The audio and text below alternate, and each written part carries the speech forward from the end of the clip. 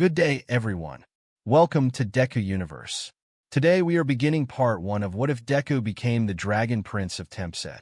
The fanfiction is created by NINJ45 Word on archiveofourown.org. Now, let's begin.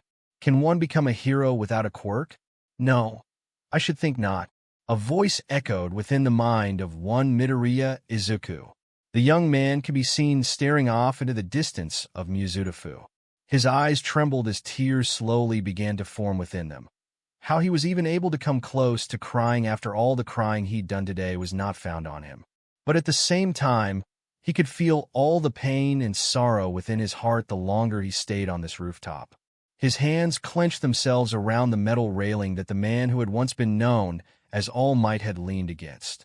Izuku's iris shook and trembled, staring down at the massive drop from the top of the rooftop, thinking nothing more than how insignificant his life really was. No matter what he did, everyone never tried to help him. They always were against him. Or those who he'd rescued from the hands of bullies and discrimination had turned against him and made his own pain 10 times worse. It was always whenever he tried to help people that those very people would turn on him. No matter the situation, he would always be betrayed. He couldn't even trust the opposing gender, aside from his own mother, since his old friend Bakugo Katsuki would use them in order to get him to lower his guard and be beaten and bruised from the resulting beatdown. If you want a quirk so bad, there might be a way to do it. Just pray you get reborn with one and jump off the roof. Maybe then you can become a hero. Bakugo's voice echoed within his mind. Izuku's breathing increased dramatically, his breath coming out in quick stuttering huffs. As he leaned against the railing, his mind would flutter with the words of those who mocked, discriminated, and bullied him from the moment he'd been diagnosed as quirkless. It started with the doctor that had given him the diagnosis. Then it moved to his mother. After that was Bakugo when they were younger, giving him the moniker that he hated, Deku. After him, it was all the classmates he'd grown to befriend before being diagnosed quirkless, each one telling him how useless he really was. Each one repeated over and over again within his mind, and Izuku felt his legs suddenly fall out from under his waist. His hands continued to clench tightly against the railing in order to keep himself upright, but was losing that battle as he twisted himself around. One of his hands let go of the railing as he placed it over his chest, his breathing short and ragged as flashes of his life before his diagnosis fluttered through his mind. Having a panic attack was not something that wasn't a normal event for Izuku. He'd suffered multiple of these over the course of the last decade, most of which occurred after Bakugo displaying his quirk during moments when he was getting bullied. He struggled to get his breathing under check, completely ignoring the sounds of explosions down the street in the Tatooine shopping district. As he struggled to breathe properly, he smacked himself on the chest, causing his breathing to find its center and level out. And no, I am not useless. I can't be, Izuku muttered, sweat falling down the sides of his face. Deku, you really think that you can become a hero? How many times do I have to tell you this? Bakugo's voice echoed as his visage appeared before him. His eyes were no longer something that Izuku looked up to as a symbol of victory, someone who could never lose. They were replaced with the eyes of a demon who wanted nothing more than to cause him so much pain and misery that he'd enjoy his suffering. Getting his breathing under control, he finally stood upright. His entire body trembled with the action as he slowly made his way back home. As the sun made its descent down into the horizon, Izuku was standing in front of his apartment door. Izuku's mind was a complete and utter whirlwind of destruction and self-loathing. His greatest hero, his idol, had told him that his dreams of heroism were null and void.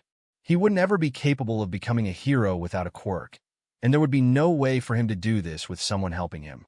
Midoriya apartment, early evening, Muzutafu. Upon entering the apartment, Izuku found himself staring off into the slightly darkened hall. His eyes were dead in appearance, having gone so dull that he could barely even see where he was walking within the hallway.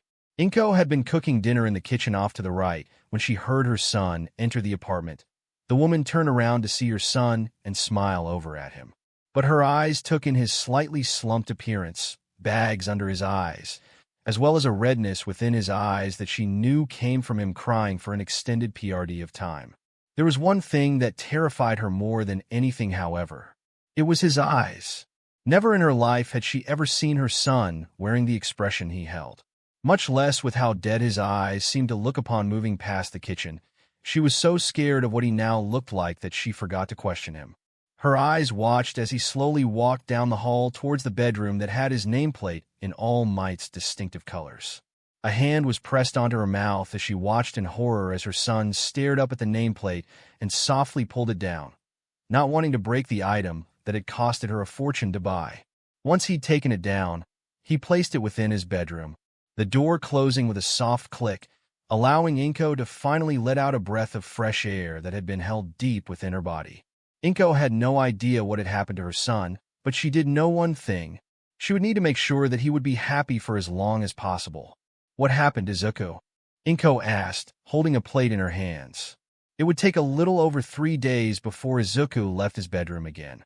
The boy looked as though he hadn't been capable of sleeping over the last few days, and Inko couldn't help but think that he couldn't be blamed for that. Though she was getting worried for her son's health, as he seemed to be declining ever since he came home after school 3 days prior. She wanted so badly to ask him if he was all right, but with how he was preparing to go to school, she couldn't get the time to ask.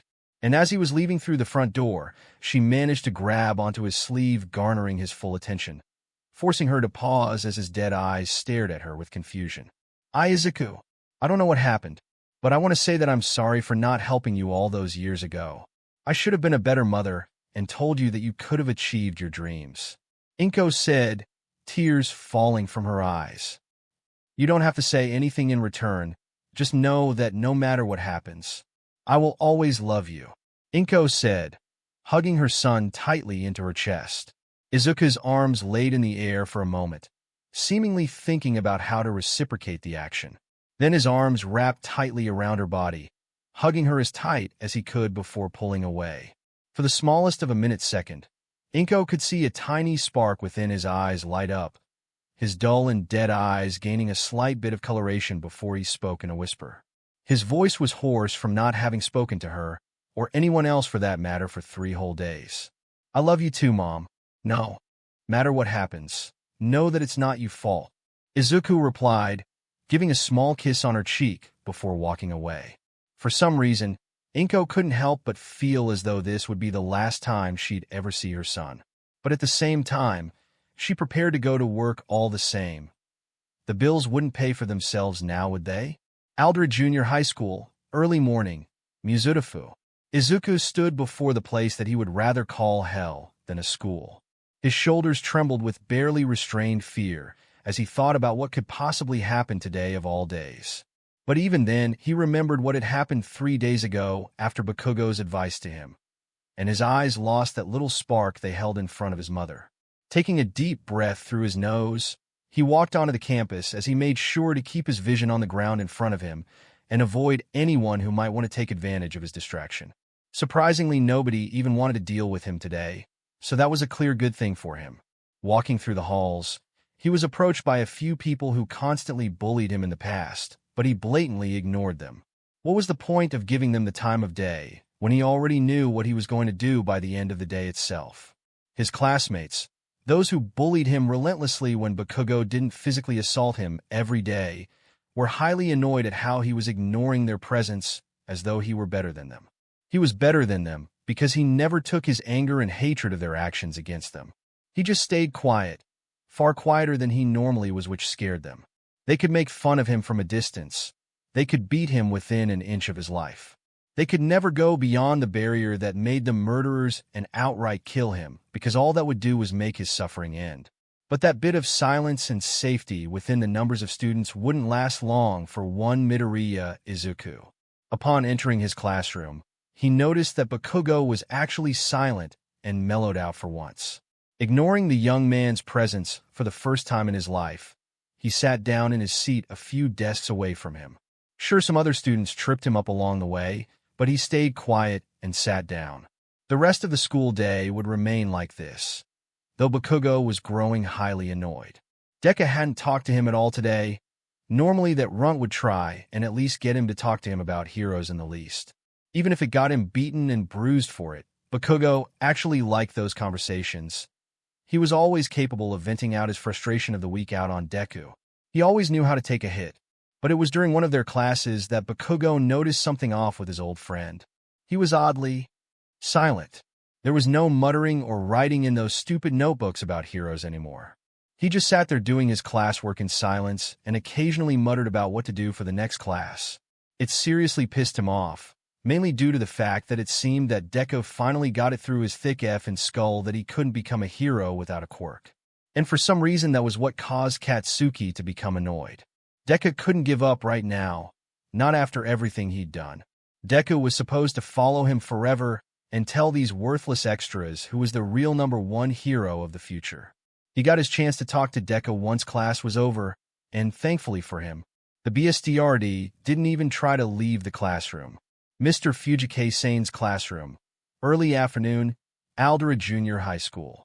The sun began its descent over the cityscape outside the windows of Aldera Junior High School.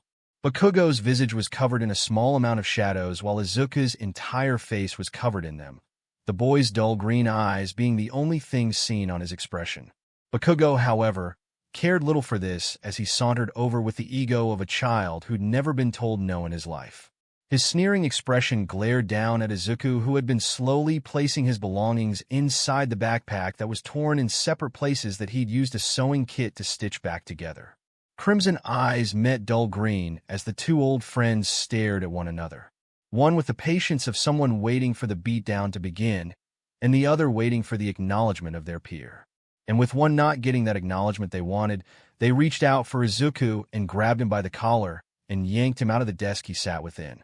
The boy didn't even try to fight back, knowing the odds of doing so will make the beatdown far worse than it was going to be, as he hung limp in the taller boy's grasp. Katsuki's lackeys stood off to the side as they rummaged through his backpack.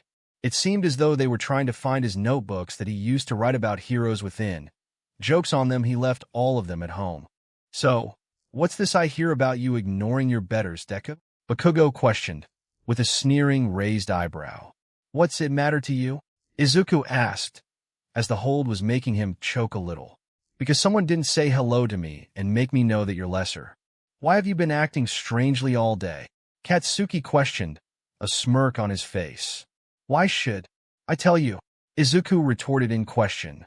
"You should know your place, Deku. You are beneath me, practically my own little pet. You are to always tell me what you have done or will do." Katsuki growled, his palm crackling with his quirk.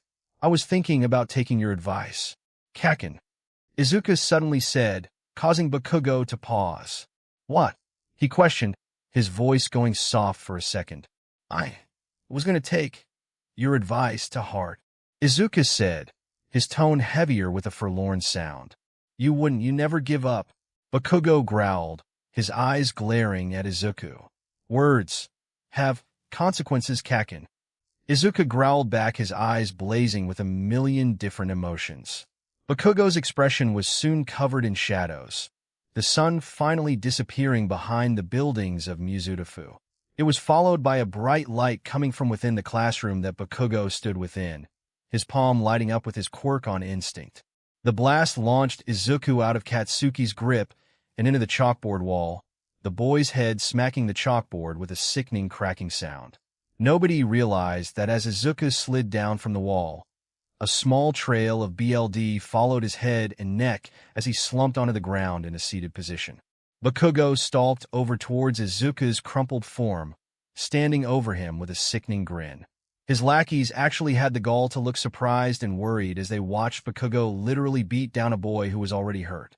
Each explosion from his quirk echoed around the room, the cameras within said room that were once on, now off as the teachers turned them off for the evening.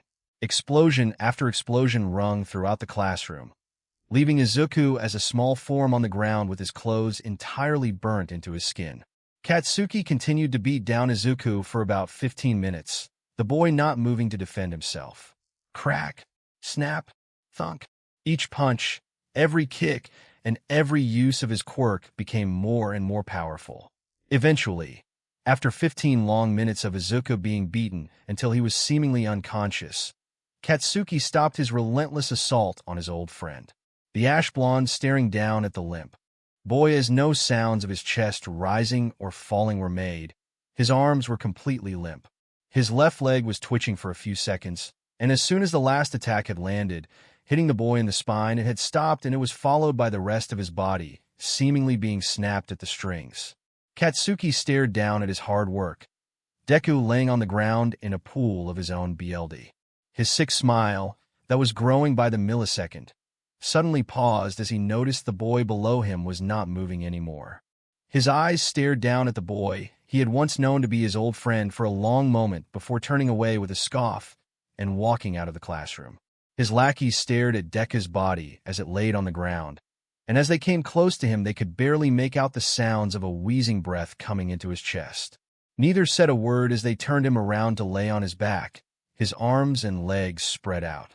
All before they also took their leave, not wanting Izuku to be incapable of breathing on his side. A small mercy, but one that wouldn't save him anyway. Izuku lay there in the pool of his own BLD, realizing that he didn't have to kill himself. Bakugo had done the killing for him. All he needed to do was just give up the will to live right here and now, and he'd be all right. Though he did notice some strange things. It's so cold. Izuku thought to himself. Confirmed. Acquisition of cold resistance. Completed. A mechanical voice called out. What is that voice? No, it doesn't matter. It was a good run. Everything hurts though. Izuku continued his thoughts as he felt the life slowly begin to leave him. Confirmed. Acquisition of pain resistance. Failure. Subset of pain resistance. Damage reduction. Completed. The mechanical voice called out within his mind.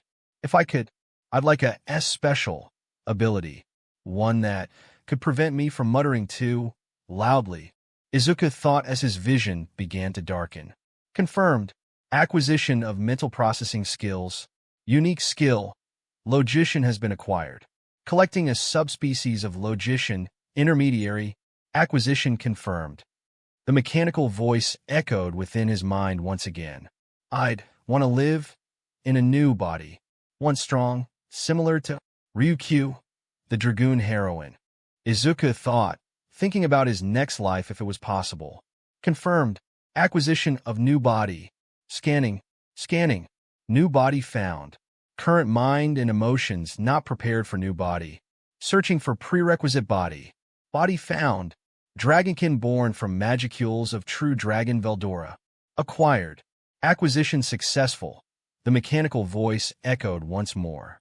I'd like for a place that will accept my mind. Izuku's thought moved to complete it, but stopped as his body died. Confirmed. Combining unique skills. Logician and intermediary into combined unique skill. Jeremiah. Unique skill. Jeremiah acquired. The voice echoed. Izuku's mind then went at full power one final time, though it was for a fleeting moment. I'd really like a power similar to my dad. Confirmed. Searching DNA structure for biological father figure. One Midoriya Hisashi found. Quirk, fire breath. Weak in appearance, quite warm when used. Acquisition failed. Unique skill. Destroyer's flames acquired. Sealed cave, the great Jura forest early evening. Izuku. He knew for a fact that he had died. But somehow, someway, he had managed to open his eyes a second time. Though this time, he found himself surrounded by stalactites of strange crystals that hung from the walls and ceiling of the strange cave he was within. How he even got into this cave, he didn't know, but all he knew was that it was very dark and that he could somehow see wherever he was laying down. His eyes picked up a strange sensation from within the cave itself, almost as though something were calling out to him through the strange multicolored aura that was fluttering around him. He struggled to sit upright in a seated position, though when he was finally sitting upright, he found himself staring at the vast expanse of the cave system that was brightly colored, and a pool of water was nearby. Thinking that he was still paralyzed from the waist down, he pulled himself over with his arms all the way towards the large pool of water as he began to drink from it. He didn't realize that his throat was parched dry from being incapable of drinking any fluids from his day at school. But now with some water going down his throat, he realized that it was far richer in taste than it was back home. Where am I? Izuku asked, his voice taking on a scratchy and confused tone. Water dripped from his face as he had used it to wash his face, the bags under his eyes palpable. Looking around the place, he took in the sights of the cave once more before looking back at the water at his own reflection. Surprise soon took over his visage as he moved his hands to touch his facial cheeks and hair. His hair was no longer entirely black with green highlights. It was now a strictly black with flecks of green and strangely purple within multiple strands of his hair. His eyes were the one thing that stood out to him the most with his new appearance. One of his eyes were a bright purple color with the other being his normal emerald green. What happened to me? Izuku asked again, not really expecting anyone to answer. That was when he noticed how his teeth were also far sharper than they originally were. It was followed with a strange sensation swishing behind him and turning his head around in order to see what the hell was going on and how he could feel it in the first place.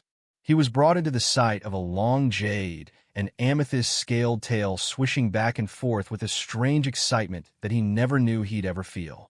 Izuku then raised his hands to look at them with his own eyes. The same colored scales were scattered all over his wrists, thumbs and pinky fingers, each hand having small claws at the edge where his fingernails should have been. He blinked in confusion before making to stand up. Since his tail could move on its own, that meant he wasn't paralyzed. Sure enough, he could actually stand perfectly as though he'd never been paralyzed in the first place. Looking down at the lower half of his body, he found that while he didn't have a good amount of muscles, it'd take about a few months or years in order to get those. He actually looked normal. He actually looked like a regular boy who didn't look as though he were 14 steps away from being killed through malnutrition. Izuku did make a mental note about how he'd need some kind of cloth to cover his unsavory parts that he really didn't want anyone to see. He needed his privacy for that, as well. Walking through the cave, Izuku found himself enthralled with the entirety of the cave's contents. He took in the many sights that he could see clearly with his two eyes, and it wouldn't be long before he came across a large bubble of multiple colors. It was massive in size, covering a strange figure within, and the figure seemed to be capable of sensing his presence as they turned around, revealing a massive purple dragon with golden eyes. A dragon? Here of all places? Izuku screamed internally. Who goes there? The dragon loudly called out. I know you can see me. I ask you, who are you and why are you here? The dragon yelled loudly.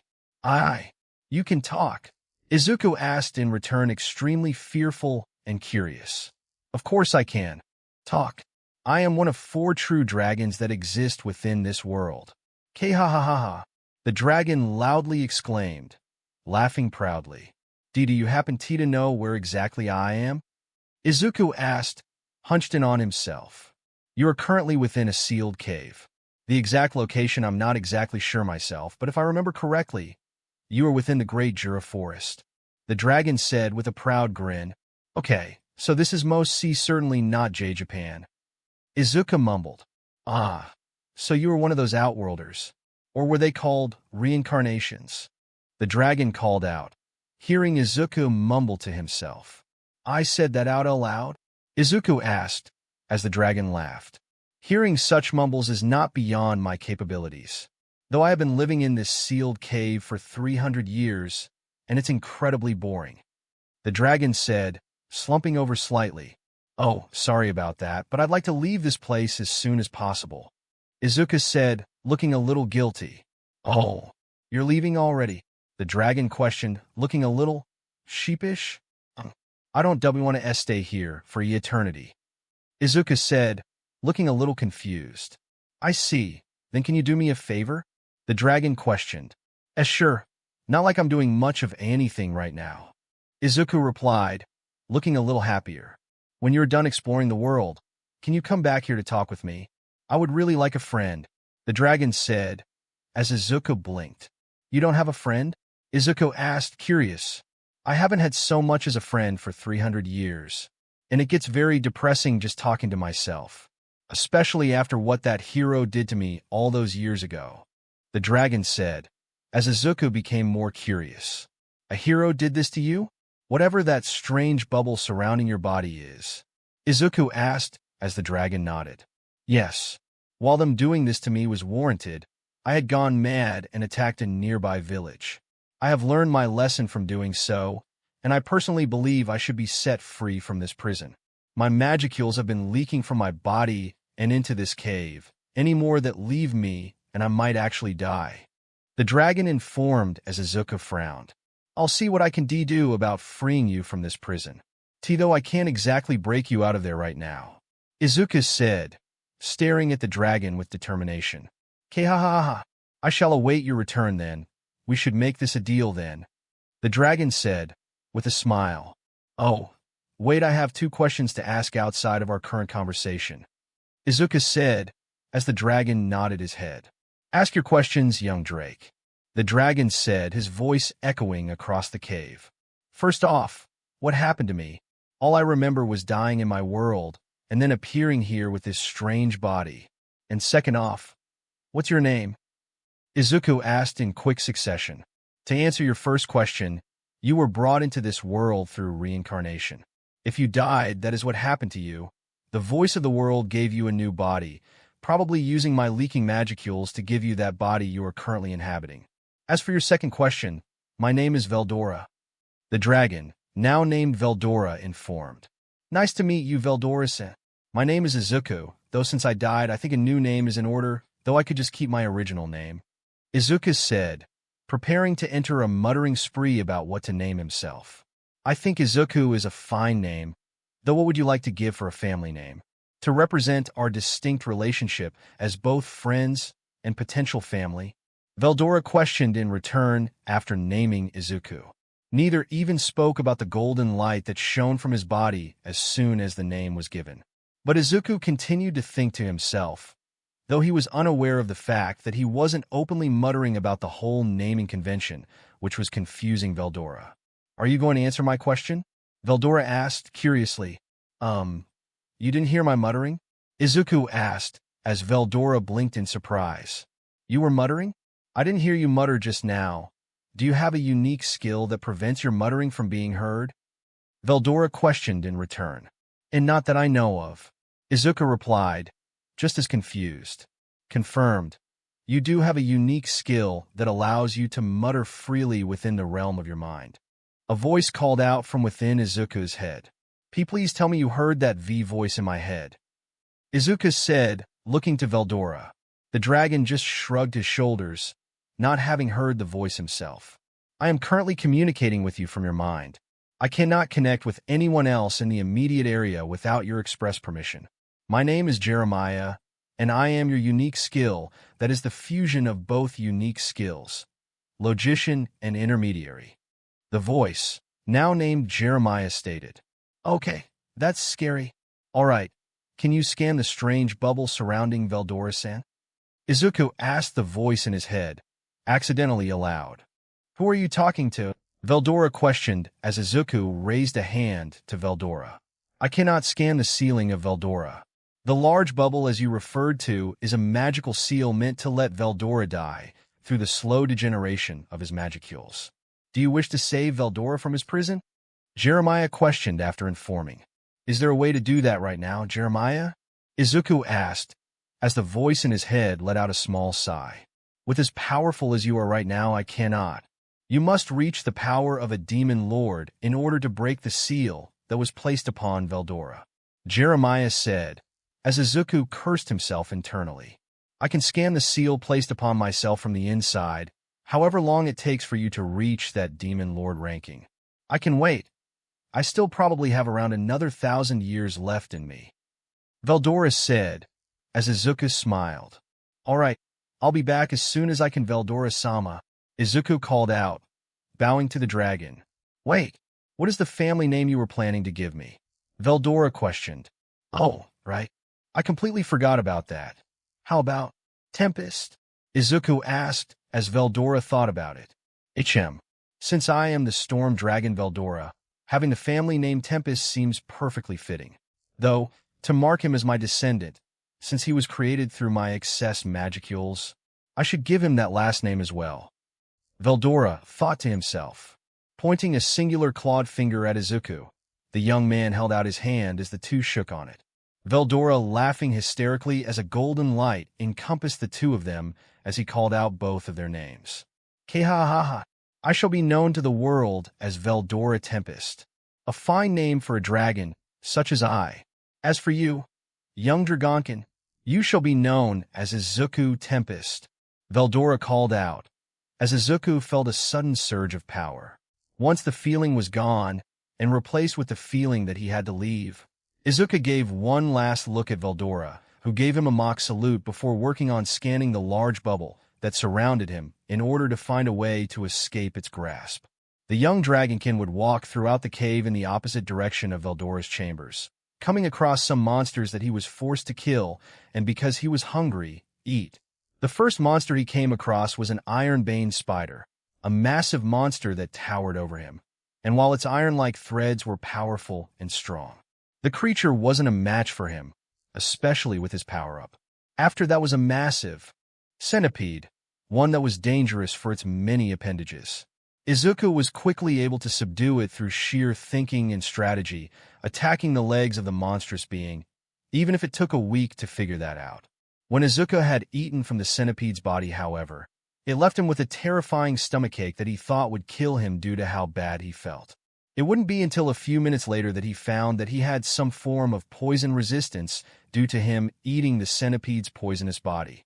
He'd rather have died from that instead of getting poison resistance. Izuku also found out from being smacked a lot by some other monsters that came to test their strength, he had a damage reduction skill. While it wasn't extremely powerful, it coincided with his ability to take a hit back from his world, having a 65% reduction to all incoming damage. It even worked on magical attacks as well, from how Jeremiah informed him about it too, so he was happy about that. But all that ended when he finally reached the entrance to the sealed cave. Had this been another universe where a slime had consumed the entire seal holding Veldora Tempest, a party of humans would be here to investigate. However, unlike that universe, there was nobody at the door. Izuku walked up to the door of the cave and cautiously opened it as hard as he could, since, the door was extremely heavy.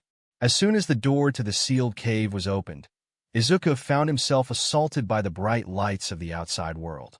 The young Dragonkin having to cover his eyes as he had to think about how long he'd been in a dark cave, surviving off of scraps and monster BLD to survive.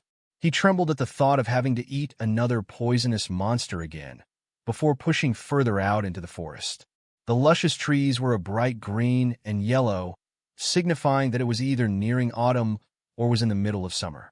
The sky was bluer than it had been in his world, since the sky wasn't as bright back then. He could actually smell scents that he'd never been capable of smelling back in the cave in his original world. He could smell dandelions, cherry trees, as well as peach trees within the immediate area. Letting out a small sigh of relief, he sat down on a log in order to rest his tired legs, taking in the sight of the forest around him. As he rested, he let the cool air breeze past him, letting him feel a nice, cool brush of wind. He didn't have time to fully relax in the area as he heard the sounds of feet scuttling across a dirt path ahead of him. Each one of the individuals who were there staring in his direction with fear on their faces. They raised their spears in his direction, causing him to immediately hide behind the log he'd been resting upon before hearing them speak. "PP, please. Lord of the Sealed Cave. Hide your aura. It's scaring everyone in our village. Please, suppress your massive aura. We are but humble people, and do not wish to harm you," the leader of the goblin group called out. What are you talking about? What aura?" Izuku asked, as the goblin leader spoke up again. "Surely you jest. We can feel your presence all over the great forest. Please hide your aura, so we can properly breathe," the goblin leader pleaded once more. "Jeremiah, can you show me a third-person point of view of myself?" Izuku asked, his unique skill. "Confirmed, showing you a third-person view of yourself." Jeremiah spoke in his head. Izuku watched as he had an out-of-body experience. His vision moved over to where the goblins stood terrified. Looking up at his own body from their height, he found quickly that there was a massive crimson and purple aura fluttering off his body. It wasn't as though it were extremely powerful. Now it floated around his body like a warm hearth, just strong enough to make those around him fearful of his power. And immediately recognizing what was going on, he made the attempt to suppress his aura, but came across a very concerning question that was floating around within his head. How the heck was he supposed to do that, though? "Jeremiah, how do I suppress my aura? Those goblins are looking weak of will at the moment." Izuku asked, hoping Jeremiah would help. Of course, in order to suppress your powerful aura, you must think of it like a leaking pipe. Just squeeze the pipe enough to where it will not leak out anymore, and you shall be successful. Jeremiah said, with a strange feeling of sarcasm. Nodding to himself, Izuku followed the advice as much as he could. Feeling out his own aura took a moment to fully register in his mind, but eventually he managed to begin squeezing his aura back within his body. It was a struggle at first, but at the end of the whole trial of suppressing his aura, he was left sweating a bit, before fully managing to suppress his aura entirely. The goblins before him let out a sigh of relief, their faces looking worse for wear as he opened his eyes and saw their expressions before sitting down himself. Sorry about that, I still am learning about my powers, Izuku said, sheepishly. No need to apologize to us, my lord. Though, could you please hear us out? The leading goblin questioned. I have nothing else to do, so I can hear you out, Izuku stuttered out, as the goblins sighed in exasperation. We humble goblins are currently being assailed by a tribe of dire wolves. While their attacks haven't been as large, they still manage to kill most of our village every year. The elder goblin said, his tone grave. You're being attacked by dire wolves? Izuku asked, as the elder nodded. They don't give us the time of day in order to recover our numbers. It's only a matter of time before our village is destroyed. My son, a goblin who was named by a magen, his name was Rigor. He was our strongest fighter and fought off the direwolves all on his own, but with the direwolves' numbers, he was overwhelmed. The elder said, his walking staff softly tapping the ground. Parents shouldn't ever have to bury their young.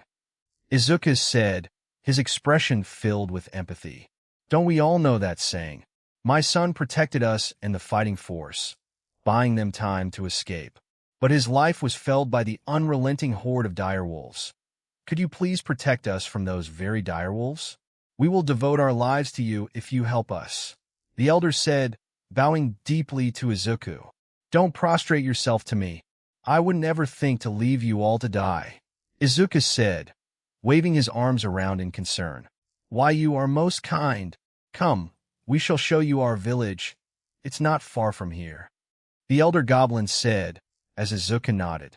Goblin Village, Great Jura Forest, early afternoon. Upon arriving at the village, Izuku could do anything but call the place that. From his perspective, the village looked more like a yearly campsite that these goblins would call home for a few days before heading back home deep within the forest. Walking through the small pathway into the village, Izuku took in the sights of the village and could easily see the problems with the place, seeing as how it wasn't very well protected. He watched as a few of the other goblins within the village milled about the place, completing small and large tasks respectively as they conversed with one another. It was a sight to see such a small village talking amongst one another without a care in the world. Izuku kind of wished he could live like that in his original world, at least before he was killed by a boy who should have been his best friend. But thinking nothing more about the past, Izuku focused on keeping a close eye on everything that he could see within the village in order to make as many changes to protect the innocent goblins as possible. So, I can see a few things that you're clearly struggling with, Izuku said, as the elder turned around.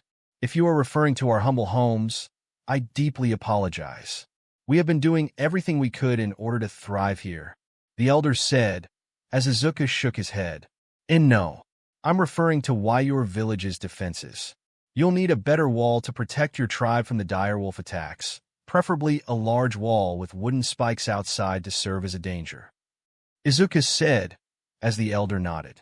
We would do that, but we barely have enough strength to even carry enough wooden logs to create such a barrier, the elder said, a sad expression on his face. I can carry the logs for you. I may not seem too strong physically, but I can carry heavy items for you all to work HRD on keeping the walls safe, Izuku said, as the elder couldn't help but smile. We couldn't allow you to do that. You shouldn't waste your energy on helping build our defenses, the elder called out, arms flailing about. I can do this for you all because I want to. Nobody should have to live the rest of their lives in fear, Izuku said, walking down the path toward a nearby tree garden. Over the course of the next few hours, Izuku can be seen carrying large logs from trees that were cut down. For those few hours, Izuku was moving logs into position to create massive walls that were 3 times taller than each of the goblins that lived within the small village. All throughout the entire construction of the defense walls of the village, Izuku was sweating profusely. It had been a very long time since he'd last worked out. A few of the female goblins were watching the young man hard at work, how his muscles strained through his lanky arms and legs as he pushed himself to the limit. Izuku's face scrunched up in effort as he lifted a large wooden log into the air and planted it over another. The small bit of mud and clay packed on top of the log that he'd just placed a previous log squishing against the wooden trunk. Once the log was secured on the wall of tree bark, Izuku helped the goblin men in spreading the mud and clay and creating a heavy solution that would keep their walls from falling. By the time the walls were all set up and prepared, Izuku assisted the remaining goblins in creating a massive pile of wooden stakes and placed them in multiple neat piles outside of a small hut. I never thought that I'd use my training as a kid in creating wooden stakes for defense, Izuku mumbled, as the goblin to his left blinked up at him. What you talking about? The small goblin asked, confused. I'd rather not tell you right now, but as you can probably tell, I am not from around here, Izuku said, as the small goblin chuckled. That much was easy to tell, considering the fact that you look like an evolution away from becoming a true dragon, the goblin said, before finishing sharpening his wooden stake. Where did you learn how to do this? Izuku asked, looking over to the smaller goblin. I learned how to do this from Rigor. I wanted to always join the Goblin High Guard, though I wasn't able to join because Rigor died, the young goblin said, shuffling his feet against the dirt. I guess Rigor was a very good kind of goblin, Izuku said, hesitating for a second. He really was the best kind of goblin. If he didn't die, I'm pretty sure that our elder would have placed him as the new leader of our tribe, the younger goblin said, a small smile on his face. I take it that why you don't have a name? Izuku asked, looking to the small goblin. No. Do I deserve that kind of honor? I don't think I've done anything worthy of receiving a title such as that, the small goblin said, nervously. For the time being, Izuku remained silent, allowing the young goblin to think about how Izuku should have answered. Though while Izuku thought all things were deserving of a name/title, he also knew about the fact that giving a name to something would mean attaching a portion of himself to them. It was similar to naming an animal that would become a pet, an attachment that he would unwittingly become so close with that he couldn't live without them. But at the end of the day, he was particularly focused on making sure that all these goblins were cared for and protected. Izuku, do you think you can combine a certain skill with your MSTR craftsman unique skill? Jeremiah questioned, as Izuku paused. What do you mean, Jeremiah? Izuku thought to himself as he finished up making some more wooden stakes.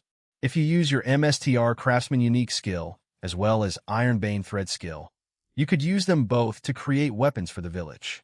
You could also create a weapon that you could also use to defend yourself, Jeremiah said, with a soft chime.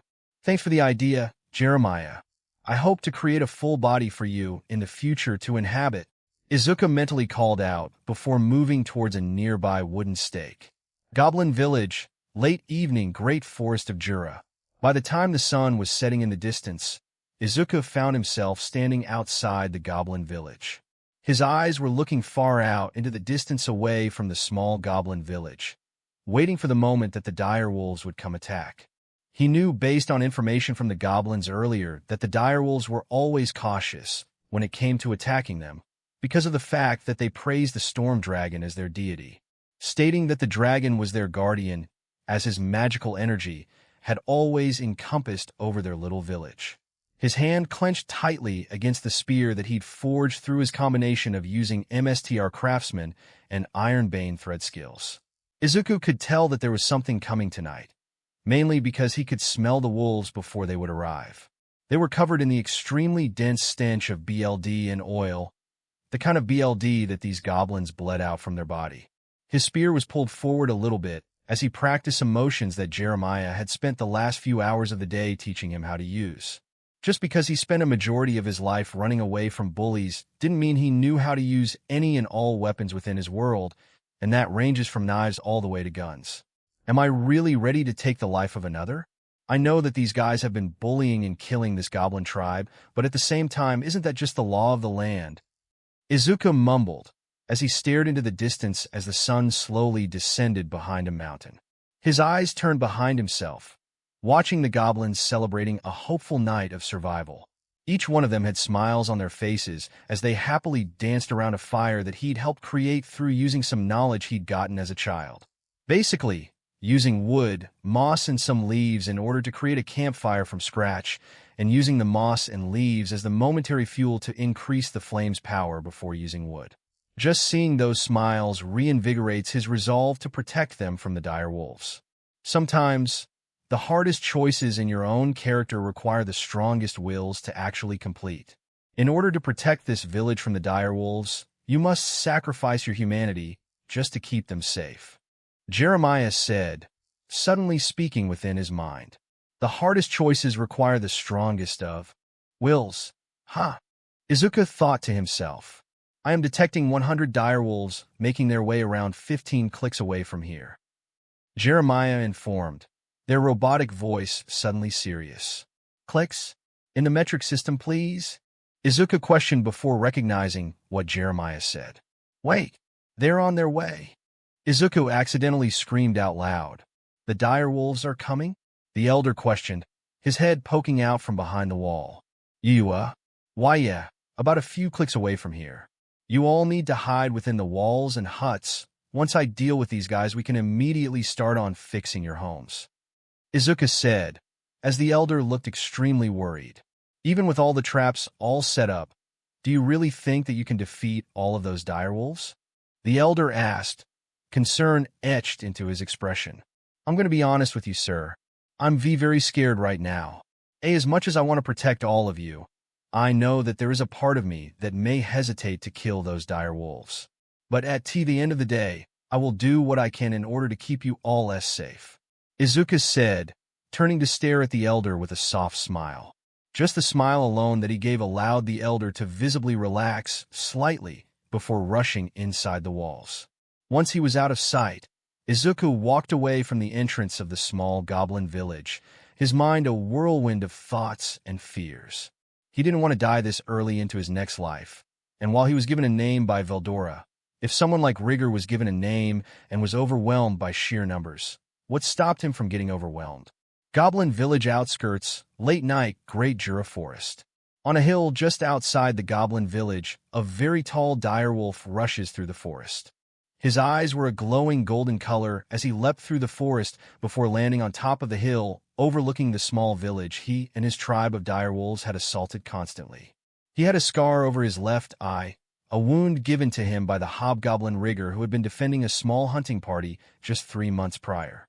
He let out a low growl as he stared down at the village. The only reason he was here was to make sure no more goblins would ever exist.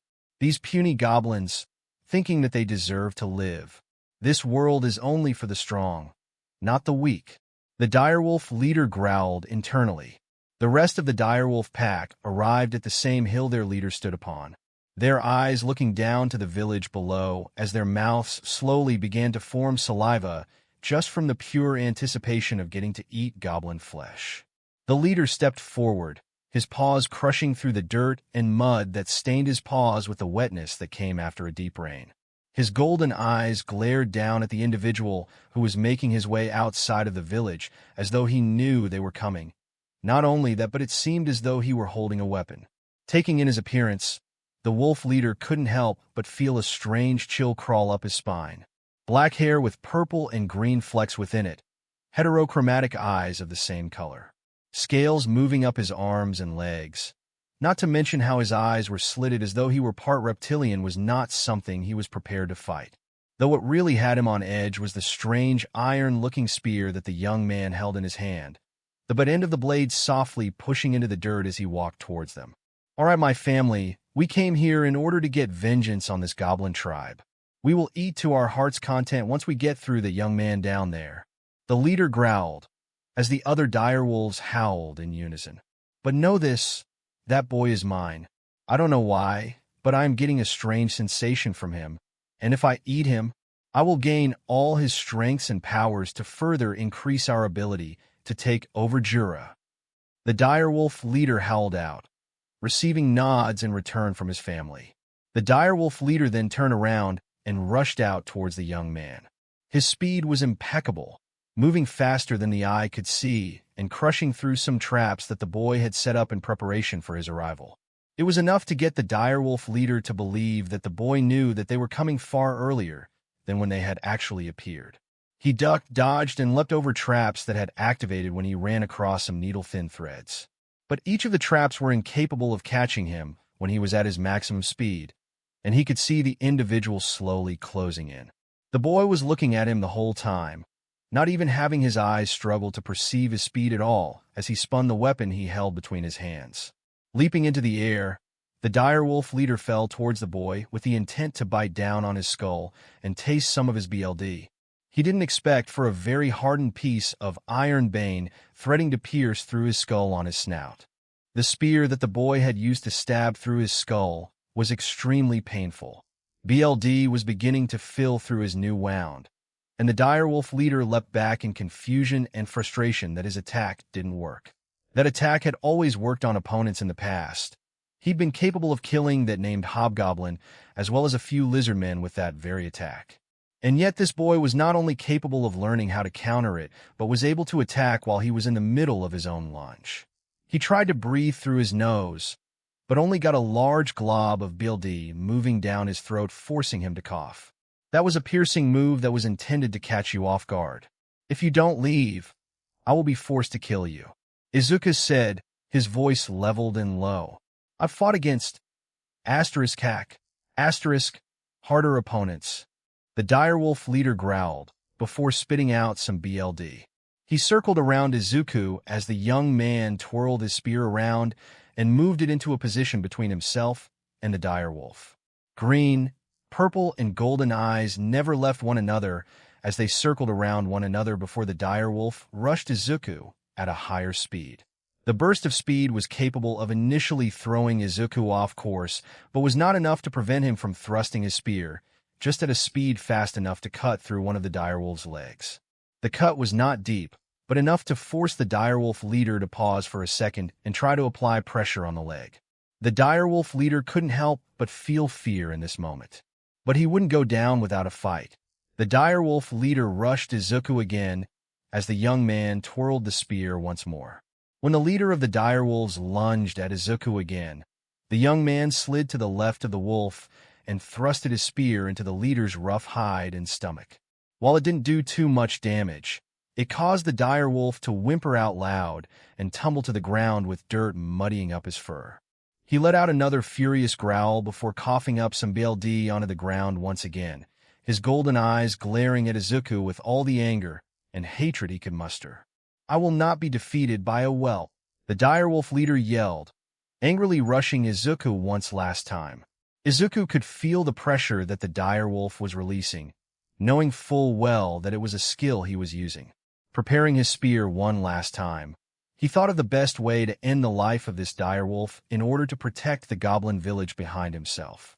And realizing that the fastest way to kill the direwolf was to aim for the head, he spun the spear around as he blocked the first swipe from the direwolf. He ducked under a swiping tail attack before he kicked the direwolf away, before rushing the direwolf and keeping him held back at a distance. He swung the spear in multiple thrusts that came from different angles. One came from above, another from the left, a third came from behind the direwolf, and a final one moved towards his skull. While Izuku wasn't thinking any of these attacks would land, he wasn't prepared for his final attack that had been nearly dodged would land his spear right in the throat of the direwolf leader. The wolf letting out a sad whimper and falling to the ground, his throat having been slit by the spear's iron bane threaded tip. Izuku paused as the direwolf leader fell to the ground, his golden eyes slowly losing their color. Tears welled up in his eyes as he rushed over to the fallen direwolf. Leaning the wolf onto their side, ignoring the cries of father from one of the younger wolves, Izuku began to apply pressure on the direwolf's throat.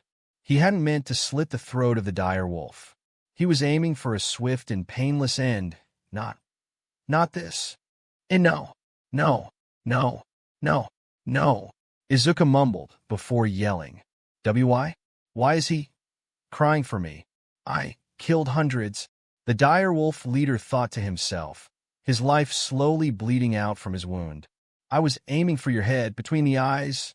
I didn't want to kill you like this. Izuku cried out, hugging the wolf closer to him. I could easily kill him right here, but I feel so tired. The dire wolf leader thought, once more, his golden eyes becoming dull and closing. As the BLD began to soak his rags and old clothes, Izuku felt the tears continue to fall down his face. His shoulders shook from regret and agony as he felt the dire wolf in front of him slowly relax and die in his arms. This was the first thing he'd taken the life of a sentient being whose life he snuffed out without even thinking of the ramifications of it. He hated this feeling, the feeling of power over someone else. Was this how Bakugo felt whenever he'd beat him down to death? If it was he really hated this feeling, he would rather die a million more deaths than be the holder of another's life like this. The dire wolves who were under the control of the leader slowly made their way to Izuku. The young man having noticed them out of the corner of his eyes, before looking up at them with a pained and sad expression on his face. They eventually came to a stop not too far away from him as Izuku stared at them, preparing to defend himself from any potential attack that they could unleash. But none of them even made an attempt to attack him, all of them bowing down to him and pleading for him to not kill them. Even the wolf who had called out for his father when Izuku killed them bowed. "Please don't kill us," all the dire wolves screamed. "Huh?" Izuku asked, the tears that were falling down his face pausing for a second. After the entire battle of the previous night, Izuku finds himself in the middle of the village. Dire wolves and goblins standing next to one another as he glances between each and every single one of them, his heterochromatic eyes taking in their appearances. He has had many thoughts over the last few hours before waking up today, and one of those things were about making sure everyone had a name that he knew of. He really hated just calling them female goblins or male goblins, or the elder goblin. It really made him feel as though he were offending them in his head. Taking a deep breath through his nose, Izuku glanced between each of the subordinates that he'd acquired. He wasn't sure why or how they wanted to serve him of all things, but he'd take anything at this point in time to keep them away from being at each other's throats for the time being. While Izuku wasn't sure what kind of names to give them all, he knew what kind of names to give the Elder Goblin and his son. "Mr. Elder Goblin, can you step up, please?" Izuku asked, standing in front of all the goblins and dire wolves. "Whatever do you wish, Lord Izuku?" The Elder Goblin questioned, holding his walking stick. "I want to give you all a name," Izuku said, smiling softly at them. "You wish to bestow our clans a name? Shouldn't that be for someone worthy of wielding such a title?" The Elder questioned, concerned. "I'll be fine, and I want to do this. I feel bad for calling you the Elder Goblin and the other goblins as what they are physically," Izuku said, as the Elder Goblin nodded. "If you're sure about this, what kind of name do you wish to bestow upon me, my lord?" The Elder questioned, bowing. "I want to bestow you a name fitting of your lineage, one that allows you to hold your oldest son's soul within your heart." "Elder Goblin, your name shall be known as Rigard," Izuku said, causing the Elder Goblin to shine a bright golden light. You truly are a kindred and compassionate soul. I shall endeavor to live up to this name by serving you for eternity," the Elder Goblin, now named Rigard, said, with a few bows. "Please don't try and do that. Just live your life the way you see fit," Izuku said, sweating nervously. "What about me, Lord Izuku?" The younger goblin, who was another son of Rigard's. "Your name, you will be taking on the same name as your older brother," Izuku said, bringing tears to the young goblin's eyes. "Your name shall be Rigor. I will cherish this name until the day I die, sir." "Rigor," the younger goblin said, pumping his arms in the air. For the rest of the morning, Izuku would go on a naming spree, naming each and every single goblin and direwolf within the two tribes, coming to a stop when he found a young goblin girl and a young wolf who appeared to be the son of the direwolf leader that he'd killed. Izuku's eyes settled on the young goblin girl as she stared up at him in both awe and respect, something that he'd never had or felt before. "Your name shall be Haruna," Izuku said, patting the goblin's head softly. "Of course, Izuku-sama," the goblin replied, bowing respectfully and dipping out of the area. Izuku glanced at the direwolf son of the previous leader of the direwolf clan. He had a strange star on his left eye. And while he looked far younger than the leader, Izuku felt as though he needed a name that would best suit the star that was imprinted on his fur. Placing a finger or two under his chin, Izuku tapped his foot on the ground as he thought about what to name this direwolf. He could name them Kakin, but he'd like to move away from that. He really didn't need to be traumatized by that name appearing in this world. So as he struggled to find out a name, one really stood out to him that matched what this young wolf was doing. The wolf in question was staring at him with curiosity and pride, hoping beyond a shadow of a doubt that he would get a powerful name, one such that would make him the most powerful direwolf within his clan. I think the name Ranga would suit you best. Would you like to be named that? Izuku asked as the wolf thought about it. That sounds like a perfect name, Mr. The dire wolf, now named Ranga, happily called out. With that ends the naming convention between both clans, Izuku said, with a happy smile on his face. Lord Izuku, was it really wise to give us all a name? Rigor questioned, trembling slightly. I'll be fine. This isn't nothing I haven't felt before, Izuku said, pumping his arm and trying to flex a muscle that was non-existent. He then promptly fell on his face in the dirt and passed out, Jeremiah's voice filtering through his thoughts at the final few seconds that he was awake. Alert! Your Magicules took a massive nosedive after naming all the goblins and dire wolves, inducing a coma sleep to recover, Jeremiah said, before Izuku's eyes closed entirely. 3 days later, Goblin Village. Izuku woke up inside one of the huts for the Goblin Village. His eyes were blearily taking in as much light as possible. Shaking his head, Izuku slowly sat upright in order to try and get a read on what in the hell happened to him. He could have sworn that he had more than enough Magicules in order to name all the monsters in the immediate area, much less get them all to have some left in order to work for the next few days. But as he looked about the hut, he noticed that it was much larger than he remembered one of the huts for the goblins to appear as. What in the world? Izuku muttered as he slowly got to his feet. I just need to check up on Lord Izuku. Once that is done, we can move on with our hunting expedition, Rigor's voice called out before opening the entrance to the hut. Izuku stared at Rigor for a good long while, the young hobgoblin standing in the entrance just as confused. Rigor stared down at Izuku, the height difference between the two looking as though it were night and day. Izuku had to actually blink his eyes multiple times in order to actually take in the sight of Rigor being a whole foot taller than him in a way that made the poor Dragonkin boy jealous. Not enough to where he would pout at this, but just be surface-level jealous that he'd actually gotten shorter in his reincarnation, and those who he'd given a name were taller than him. Hey, Rigor was it? Izuku asked, as the young hobgoblin nodded. Lord Izuku, we didn't expect you to wake up for another full day. Are you all right? Rigor asked, concerned.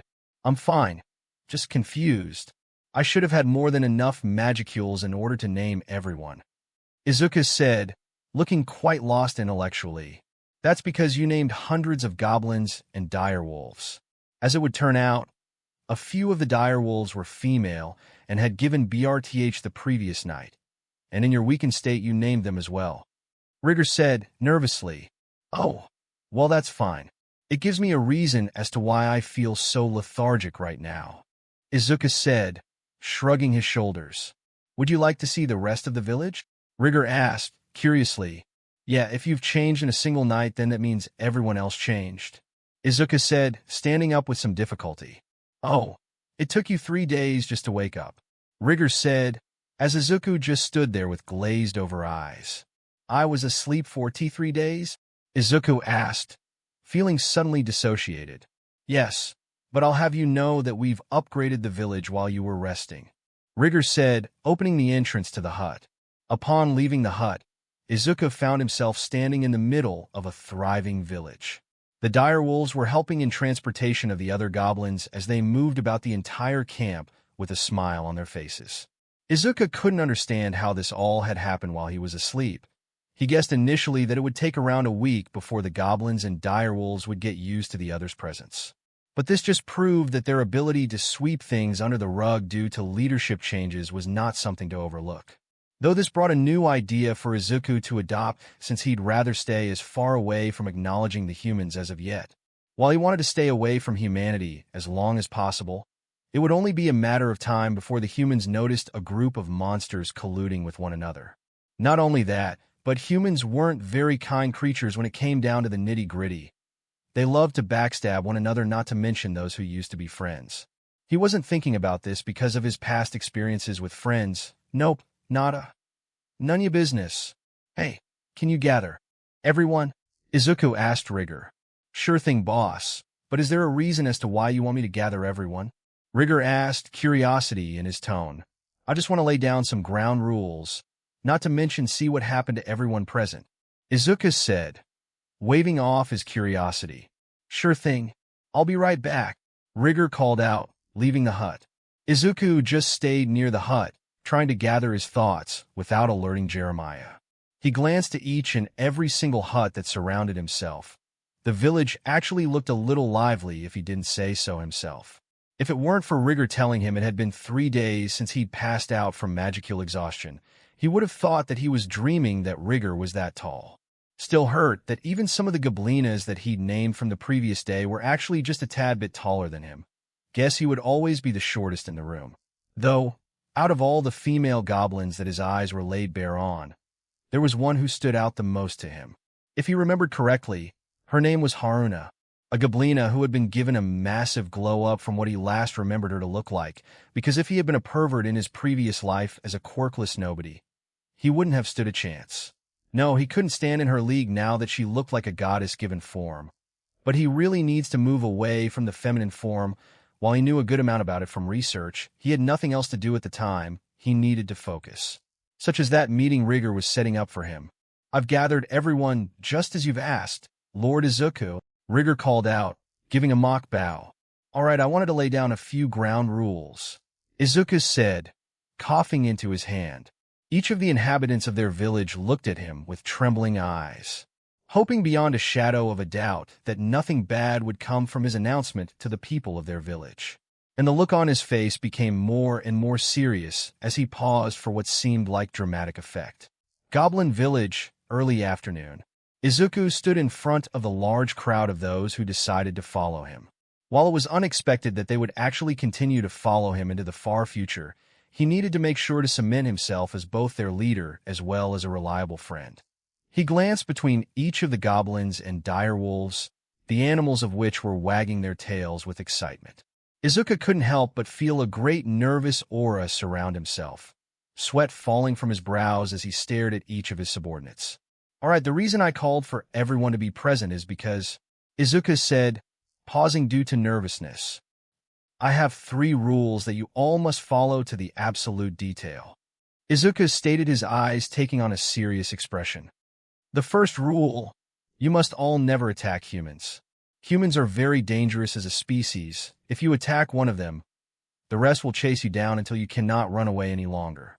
But there is only one loophole that I will allow you all to use if it ever happens. If they attack you first, you are allowed to end it. I don't care how it happens, spare them, kill them, it doesn't matter. Just make sure that if humans do come here, that you all do not attack on sight. And like I said, this only extends until they attack first. Izuku said, his tone serious. That seems very reasonable, Izuku-sama. Rigor called out, flexing his muscles. Wow. Izuku muttered, watching the elder goblin just flex his muscles. Anyway, the second rule I have for you all is to not attack one another for any reason. You are all equals in this village, and I don't want you all discriminating against one another, Izuku said, looking to each of the hobgoblins and direwolves. I can see the reason why you don't want us to break the first 2 laws. We are a people who are combining tribes in order to be peaceful with one another, but why aren't we able to attack humans unless they attack first? Rigor asked, confused. Humans are a species that are very vengeful. If even one of them is attacked by a monster, the entire race itself will chase after you and your entire extended family just to make sure that it never happens again. But there is one great weakness that they have against any and all races, Izuku said, as the goblins and direwolves leaned forward in curiosity. Not only that, but they are hypocritical when it comes to their actions. They may say one thing, but their actions following those words are more often than not contradictory. Izuku said, as the tribes nodded. Because of this, they can manipulate their own people into thinking that we are the aggressors rather than being the victims. It doesn't help that we are monsters as well, and humans chase after us in order to gain experience. Izuku stated, his tone light but serious. I see. What is the final rule that we all must follow? Rigard questioned, a curious glint in his eyes. The final rule is, with this newfound power you all now have, you must not, and I mean this, look down on other races. You are strong because of this naming power. You cannot abuse this power you are gifted with. Because if you do, you're no better than those who wish to cause harm to others. Izuku said, extremely serious. Can you give us an example of doing that? Rigard asked, confused. Yes, since you all are hobgoblins, and whatever is the next stage of evolution for the direwolves, it would mean you guys go over to another tribe of goblins or direwolves and basically bully them into SBMSN. I don't want any of you bullying one another for the fact that you're stronger. In my eyes, the strong are meant to protect those who cannot protect themselves. Izuku said, his tone taking on a wistful but serious tone. The strong defend the weak. The strong do not bully the weak and frail. Izuku clarified, what if someone else has evolved and is bullying someone else? What do we do? Gobda asked, a goblin who didn't have an outward change. Then you are to intervene to protect the party who is getting bullied. Izuku said firmly, these are pretty chill rules. Are there any other rules we need to be careful of abiding by? A female goblin, if Izuku remembered, was named Haruna, asked curiously. As of yet, no other rules are going to be stated. If there are more rules, I will call forth another meeting in order to make you all know them. Izuku said, before turning towards the huts around them. Now, where did you all learn how to make such large huts? Izuku asked, as Rigger stood up. I found some schematics that you had in a strange blue notebook in your shirt pocket. Rigger called out.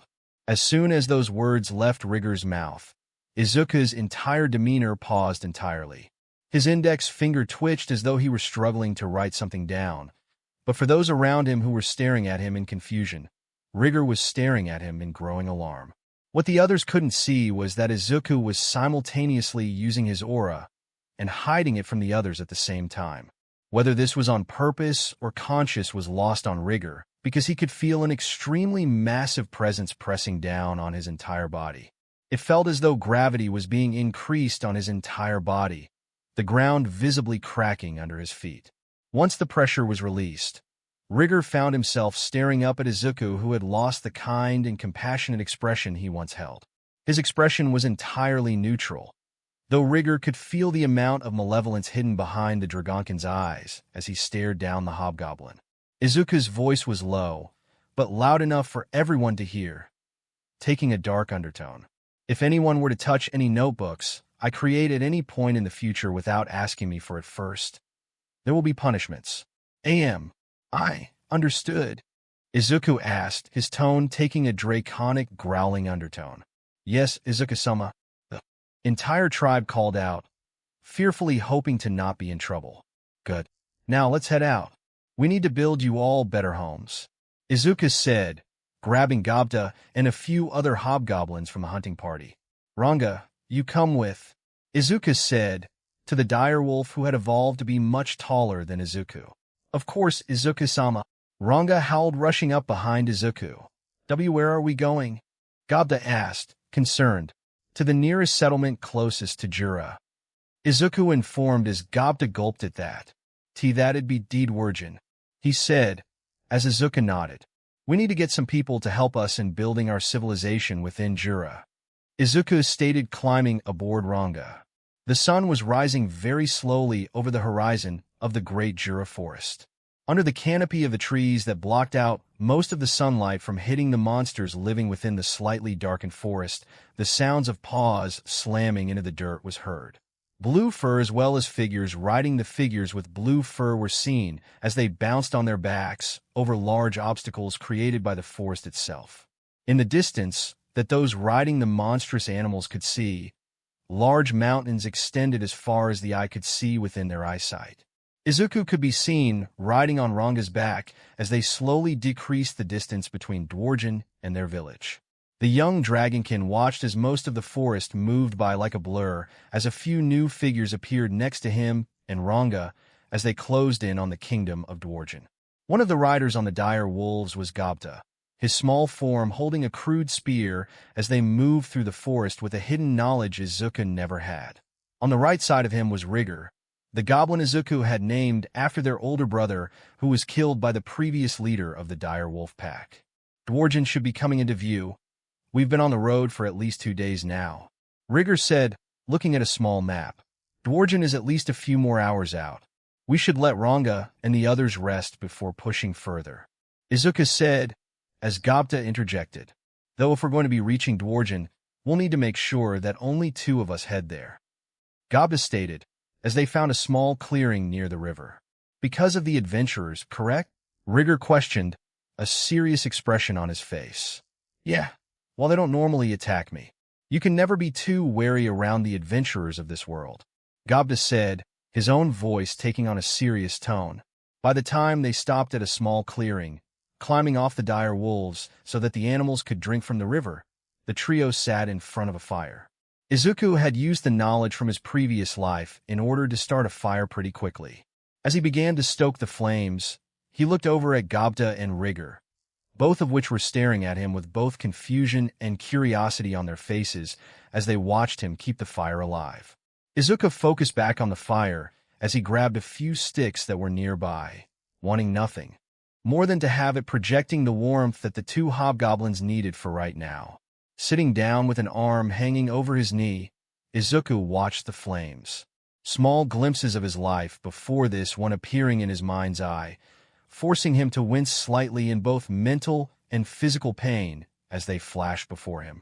One was when he was camping with the Bakugos. His mother was working at the hospital at the time and couldn't come with them, and he was watching the fire back then as well.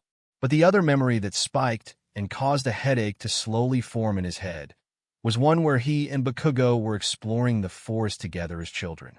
They didn't know any better back then, and that was before either of them would develop a quirk and not get one.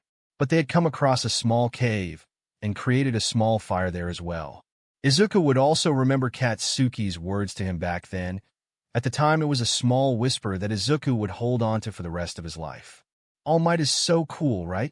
Katsuki asked, his childlike voice in awe. Yeah, I want to become like All Might when I grow up, Izuku replied, his own childlike voice chirping loudly. Hey, let's make a promise, Izuku, Katsuki said, holding a palm out. What's this promise? Izuku asked, holding his own hand out. When we become of age, let's both become heroes like All Might together. You'll be my sidekick, obviously, Katsuki boasted, his pride through the roof like he remembered. Sure thing, Kakin. We'll become the greatest heroes that Japan has ever seen, Izuku replied, shaking the boy's hand. You all right, Izuku-sama? Rigor asked, interrupting Izuku's memory. Huh? What did you say? Izuku asked, shaking his head. We were talking about what Dwargen is like. You'd love it. It's full of dwarves who also love to upgrade weapons, armor as well as houses, Gobta said, getting excited. Sorry for zoning out. Just having memories while looking at the fire, Izuku said, as Rigor became curious. Memories? Are you a reincarnation? Rigor questioned as Izuku blinked at him. Did I not tell you guys earlier? Izuku asked, as Rigor and Gobta shook their heads in denial. The dire wolf situation probably prevented me from stating it. But yes, I am a reincarnation, Izuku said, stoking the flames once more. What world did you come from in order to appear here? Gobta asked, curious. I came from a world called Earth. It's in what we called the Milky Way galaxy, the most appealing planet if you looked past humanity, Izuku said, leaning back from the fire. Curious, what were the humans like there? Were they similar to the humans living here? Rigor questioned, intrigued by Izuku's statement about humanity. I haven't met any humans from this world, though I would say this, if you mess with one of us in my home planet, our entire species would make sure to eradicate both you and your entire extended family. All just for vengeance, Izuku said, staring at the flames. So the humans from your world were very close with one another. Rigor stated, though his tone didn't say that he believed it. Not exactly, Izuku replied as he stared up at the sky. If you want a quirk so badly, there might be a way for you to get one. Just pray you get a quirk in the next life and jump off the roof. Katsuki's voice echoed in his mind. NGH. Izuku grunted, placing a palm over his left eye. Are you alright, Izuku-sama? Rigor asked, concerned. Just a headache. Nothing more, Izuku said, waving off his concern. I'm tired, I'll get some sleep, Gaba said, as Rigor nodded. I'll stay awake. You get some rest as well, Rigor. Izuku spoke, his voice becoming solemn. Are you sure? Rigor asked, concerned still. I'll be fine. You will need all the rest you need for the journey to Dwargen and the village in Jura. Izuku said, as Rigor nodded. As Rigor and Gobta quickly fell asleep from the 2-day-long journey, Izuku stood up and moved to the river. He stood next to it as Ranga laid down next to him, the large wolf falling asleep quickly after such a long time running towards Dwargen without stopping.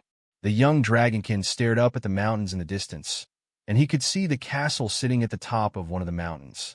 Staring off at it, he couldn't help but place a palm over his chest as tears welled up in his eyes. He could still remember the way he had been killed in his world.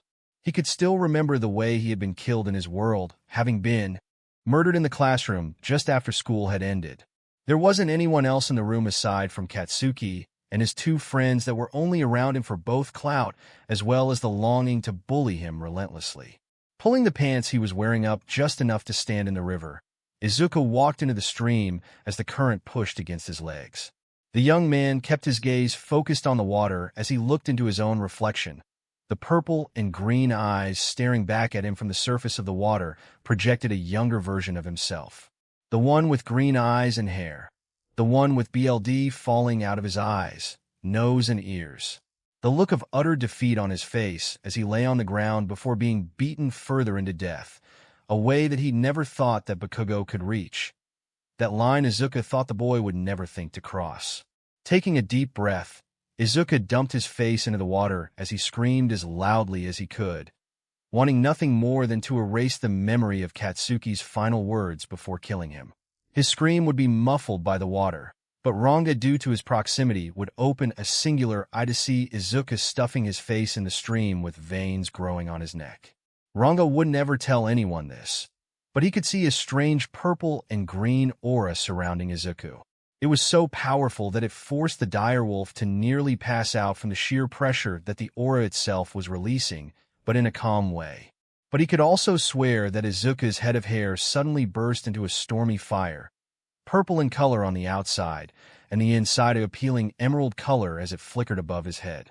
When he pulled his head out of the water, his face was wet not just from the water itself, but tears could be seen falling from his eyes as he made to turn around.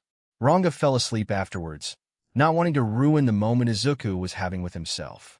The next morning, Izuku and Gobta would be seen riding the rest of the way to Dwargen. Gobta was worried about his village's leader, since the young man hasn't talked to him at all since he and Rigor woke up at around what they believed to be noon. Nor did he even punish them both for being late to waking up. He just climbed on a Ranga before taking off with Gobta not too far behind him. The journey the rest of the way to Dwargen was filled with what Izuku could only believe was in an RPG. The fields leading to Dwargen was filled with a golden color, the color that wheat had when rushing through the fields and on the path leading to the city. As they closed in on the kingdom of Dwargen, they found a long line of people just waiting to enter the kingdom's gates in order to reach whoever was inside. Both Izuku and Gobta would then climb off their mounts and stand in line, though Gobta was becoming very, very concerned with the growing tension in Izuku's shoulders. Was he mad at him in Rigor? Was he mad at something else? If so, who was he angry at and how could he make it better? Dwargen Outer Gate, early afternoon, as the sun continued to move through the sky, signaling the passage of time. Izuku and Gobta had only made it about a few meters, the gates of Dwargen close now as they stood only about 8 meters away from the entrance. The two were silent since arriving, though Gobta was secretly freaking the heck out because he couldn't understand why Izuku wasn't being so talkative as compared to when they are in the village. Comparing the two versions he's seeing, or had seen, He believes this version of his village's leader and protector is the more serious and vengeful. Considering the fact a tiny amount of the Dragonkin's aura was leaking out in extremely small waves. Gaba was right to be secretly freaking out. They were still waiting in line, and the fact that other people were getting rowdy was concerning to Gabda. Normally the line was smaller. It had been every time he'd come here for supplies for their village in the past before Izuku had shown up. Though that left one singular problem in front of both him and his village's new leader, there was a group of 4 humans who were in a party together. One was a middle-aged man with a mohawk on his head. He wielded an axe. Another was a man covered in knightly apparel and wielded a great sword. The third man had mage's clothes and wielded a staff with a crystal ball on top. The final man was one with a tattoo on his head as he stared down at both Izuku and Gabda. He looked tougher than the rest as he held a literal bow in his hands with a quiver on his back, though the man was looking at Gabda rather than Izuku. "Well, look what we have here," the man said, cracking his neck. "Hey, think we'll get some experience if we kill the goblin?" The mage asked curiously. "We're outside of Dwargen, but not like they'll care about a monster getting killed." The knightly-looking man said, his voice muffled by his helmet. "If I were you, I'd leave myself and my friend alone." Izuku replied, not even looking at the men. "Who are you to tell me what to do, kid? Think you're so strong because you look cool." The leader of the group questioned angrily.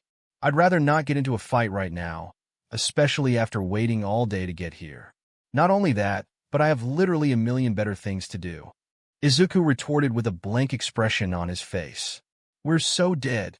Gabda screamed internally. What Izuku hadn't been aware of was the fact that his tone of voice was neutral. He didn't even know he could have a neutral tone in his voice, but he was fully leaning into his serious side. And when his eyes looked up at the leader of the party in front of him, his purple and green eyes were glowing with malicious intent, as though he were trying to intimidate the man into standing down. Though, all that did was get the man and his crew to attack immediately. The knightly apparelled man swung his great sword at Izuku's back, with the mage preparing a massive spell.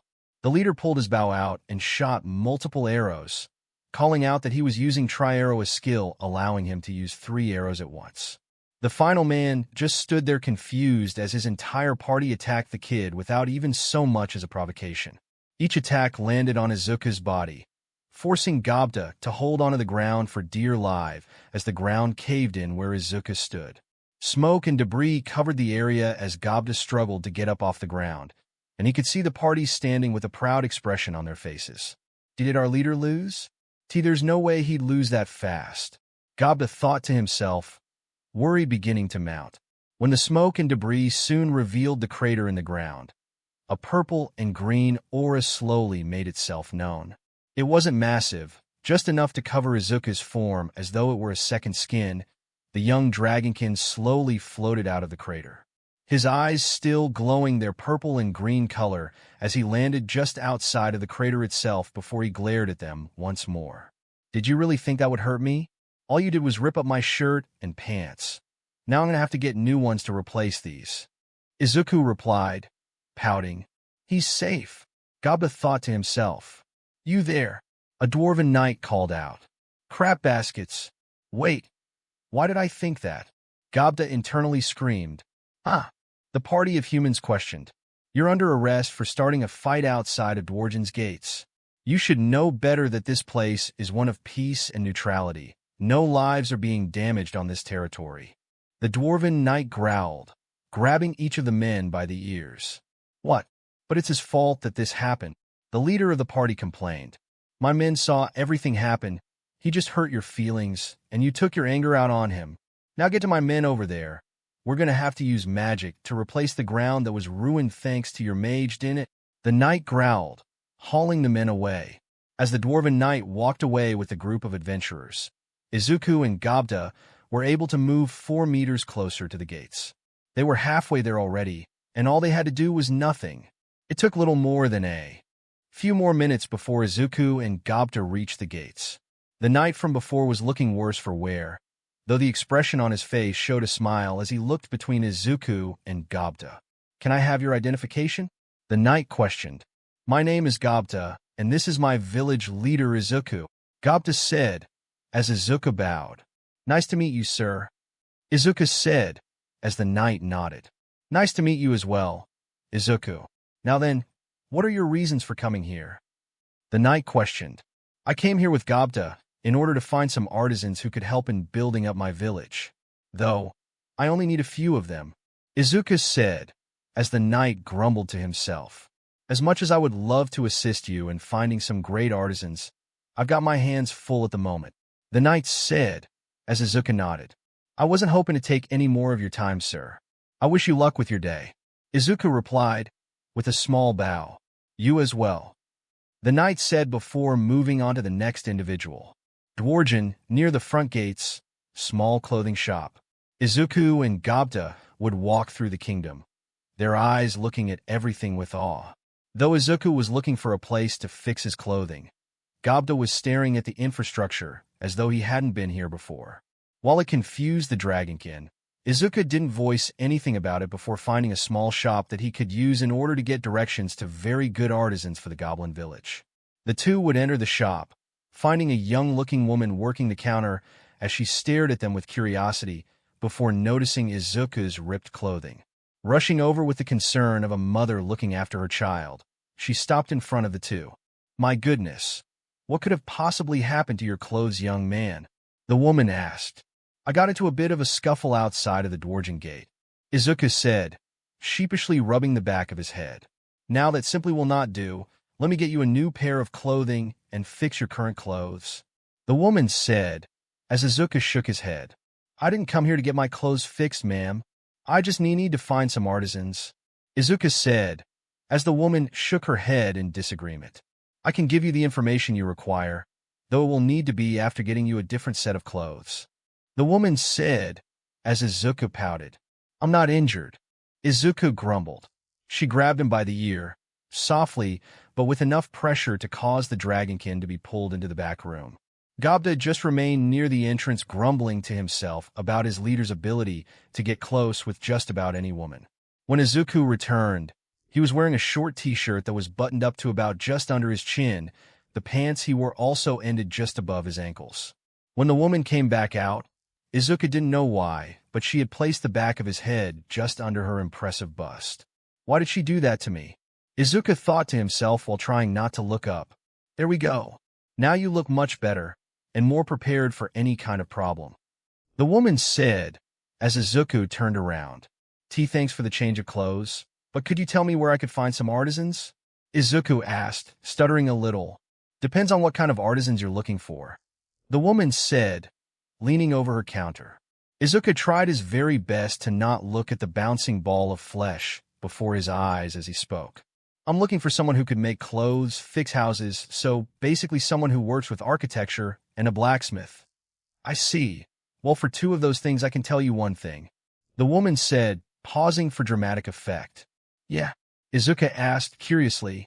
The Garm brothers can help you with two of those things, though the final brother will be good at making trinkets and assisting the others with their jobs. The one you should go after for blacksmithy is Kaijin. He's in the blacksmithy down the road and near the local tavern. You shouldn't miss it. Just down the road and to the left is Kaijin's blacksmithy, and just one more street further is the tavern I was talking about, the woman said, as Izuku bowed. Thank you for the information. How would you like to be paid? Izuku asked, pulling out a bag of coins. I have no need for money right now, young man. You just keep yourself safe. Got it? The woman asked, as Izuku nodded. Of course, ma'am, Izuku replied with a bow again. Let's get out of here, Izuku-sama, Gobta whispered into Izuku's ear. Of course, Gobta. What's your name, ma'am? So that I can remember it if I come back here, Izuku asked, as the woman chuckled.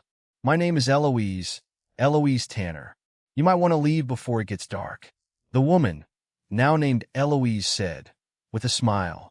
With those words, Izuku waved at the woman and left the shop. Though Gobta was glaring at her with a jealous expression on his face, the two walked down the street, and as the two disappeared from sight, the woman looked into the mirror. And while she was very appealing, she gained a slight pout on her face as she spoke in a much higher tone of voice. Why didn't he feel aroused by me? I did everything right in order to allure him, Eloise said, as she transformed into a succubus. Always next time, dear, Another succubus said, appearing from the floor. Dwargen streets, Kaijin's blacksmithy. Izuku and Gobdo walked down the road, specifically using the directions that Eloise had given them. And while Gobdo was trying to make conversation with Izuku, the young man was in pure business mode, so he was staying quiet the whole time. Eventually, after a few minutes of going back and forth through the streets and asking directions from another person to make sure he and Gobda was heading in the right direction, they eventually found it. Sitting in its own little corner of the street was Kaijin's office/forge, and the two moved towards it, though they watched a man leave the place with a smug expression on his face. The man looked like a very slimy person, one who would get around using lies and deceit. Izuku frowned at that, but he moved towards the door of the forge and pushed the door open to see a shirtless dwarf standing before a forge. He slammed a small metallic hammer down on a piece of magi crystal. Once, twice, thrice, for times before a green sheen came over the weapon, creating a magic sword. Izuku would watch as the dwarf would use another magi crystal and do the same thing once more. Though this time as sweat fell off his shoulders and face, he looked to be getting tired. Walking over with concern on his face, Izuku stood next to the dwarf. Clang, clang, clang, clang. Pulling a mask away from his head, the dwarf looked at the two new arrivals. Well, don't just stand there. What do you need me for today? The dwarf asked, a little happy. Hey, I'm looking for a dwarf. His name is Kaijin. I'm hoping that is you. Izuku said, looking a little hopeful. If you're looking for Kaijin, you're talking to him, kid. What you need me for anyway? Kaijin asked, a genuine smile on his face. I'm looking for people to join my village, a few artisans who can help with architecture, clothing, and trinkets, and one final one who works specifically in a blacksmithy, kind of like you. Izuku said, as Kaijin chuckled. Well, why haven't you gone for the Garm brothers? They're just down the street from me, Kaijin asked, as Izuku nervously chuckled in return. Oh, I don't know exactly where their shops are. And not only that, you were the closest one, so I came here first, Izuku said, nervously scratching the back of his head in embarrassment.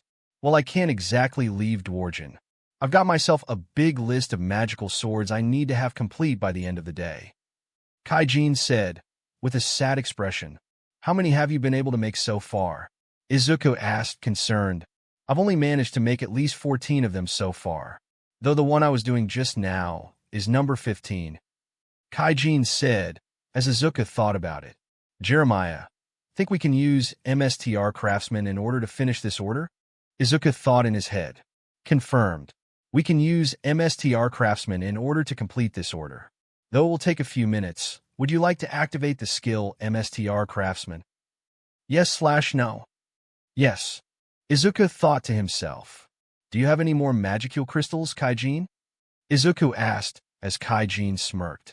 Got a plan to get the next 35 completed, don't ya? Kaijin questioned. Yeah, I've got a skill called MSTR Craftsman, and it'll take a few minutes to complete, but your order will be complete in time, Izuku said, with a smirk. Well then, let's get to work. I've got 35 more magical crystals remaining, Kaijin said with a laugh. For the next 5 minutes, the two would grab magical crystals and begin to make the magic swords. As the sun began to set over the kingdom of Dwargen, Izuku could be seen walking down the street with the Garm brothers as well as Kaijin. The quartet of dwarves as well as Izuku and Gobda talking amicably about what they'd be doing at his village in order to help them get into a position where they could feasibly live perfectly fine within Jura. The fact that Kaijin was already thinking about leaving Dwargen because of the high order counts he's been getting from a man named Vesta was a coincidence for Izuku.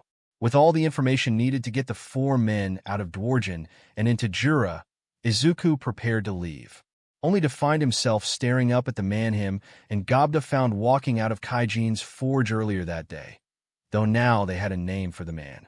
Are you done with the order that was demanded of you, Kaijin? Vesta questioned, his sadistic smirk telling from where he stood. Yup, kid here's a natural at blacksmithy. All the magic swords that the kingdom needs have already been sent to the armory, Kaijin said, with a smug expression on his face. Well then, I guess. That means that the next order for them will be coming in soon, Vesta replied, trying to gain more of a moral high ground. Actually, I've been thinking about leaving Dwargen. Been living here all my life, and I need to get some adventuring in. So be sure to inform King Gazef that I'll be leaving Dwargen for a while. Kaijin said, dismissing the man. What? Since when did you decide that you're leaving? Vesta called out, anger in his tone. Just a few minutes ago.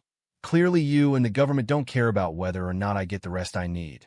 So I'm going to make weapons for a different MSTR. Kaijin said, his smug expression becoming even more smug. Shouldn't you tell the king yourself? Vesta questioned, slowly losing his control over the dwarf. Nope, that's not my problem. It's his and yours. I'm sure you'll be able to tell him why I am leaving without lying to him. Right? Kaijin questioned before patting his arm as the group walked away. Vesta glared at the group's backs as they walked away, and while he wanted to, he couldn't do anything to them. Nor could he place them under the blame of anything that had happened to him since they walked away amicably from him, which left him with no way to inform the king as to why his greatest blacksmith was leaving the kingdom for someone else's village. Upon reaching the gates of Dwargen, Izuku gave a wave to the guard who stared at them in confusion. Brother? Why are you leaving the kingdom? The guard questioned. Sorry, Kato, but I've just been overworked for the last 40 years. I need a good break where I can actually relax. As much as I love creating weapons for the king, I need to have some me-time.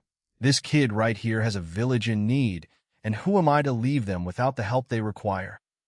Kaijin said with a smile. Will you return at some point? Kato asked, confused and concerned. Maybe, maybe not. That relies all on how this young man controls his people. Kaijin said with a snicker. Well, I pray for your safe return should you ever come back. Because if you do, my home is always welcome to you. Kato said, bowing to his brother. See you on the other side, little brother. Kaijin called out as the group of 6 left the kingdom. He's also got the Garm brothers with him as well. He's set to create his own kingdom at this rate. Kato thought to himself. This marks the end of part 1 of What If Deku Became the Dragon Prince of Tempset. A big thanks to NINJ45 Word for granting the permission to feature this amazing fanfiction.